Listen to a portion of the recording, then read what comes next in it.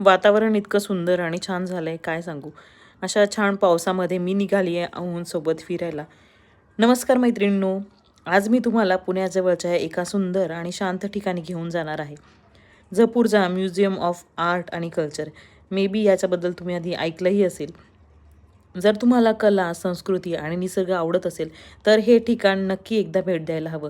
जपूर्जामध्ये प्रवेश करताच इथली पारंपरिक भारतीय शैलीतील सुंदर वास्तुकला आणि हिरवाई मन जिंकून घेते. इथे विविध आर्ट गॅलरी, सुंदर चित्र, शिल्पकला आणि आपल्या संस्कृतीची झलक पाहायला मिळते. प्रत्येक दालन अगदी वेगळा अनुभव देतं. म्युझियमच्या बाहेरील बाजूस आकर्षक बागा आणि फोटो काढण्यासाठी खूप सुंदर स्पॉट्स आहे.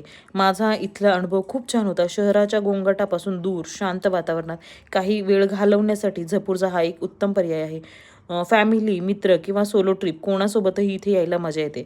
जर तुम्ही पुण्यात किंवा पुण्याजवळ राहत असाल, तर हा स्पॉट तुमच्या विकेंड लिस्टमध्ये नक्की जोडा.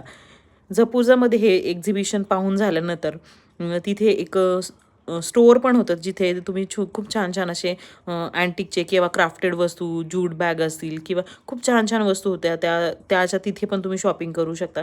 आणि इथे व्हिजिट करण्यासाठी तुम्हाला 250 रुपीज पर चार्जेस आहे, व्हिजिटिंग चार्जेस. आणि हे जपूरजाचं जे एक्झिबिशन आहे ते गुरुवारी बंद असतं. सो तुम्ही बाकीच्या डेजला तुम्ही तिथे नक्की जाऊ शकता. खूप छान स्पॉट आहे, तुमचा एकदम छान वेळ जाईल.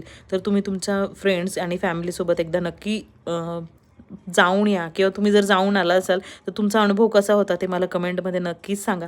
मला खूप प्रचंड आवडलं. जिथे मोत्यांचे दागिने असतील किंवा जुने चांदीच्या वस्तू, पैठण्या वेगवेगळे खूप सुंदर, खूप सुंदर कला कुसर होती. तुम्हाला कसा वाटला व्हिडिओ मला कमेंटमध्ये नक्की सांगा.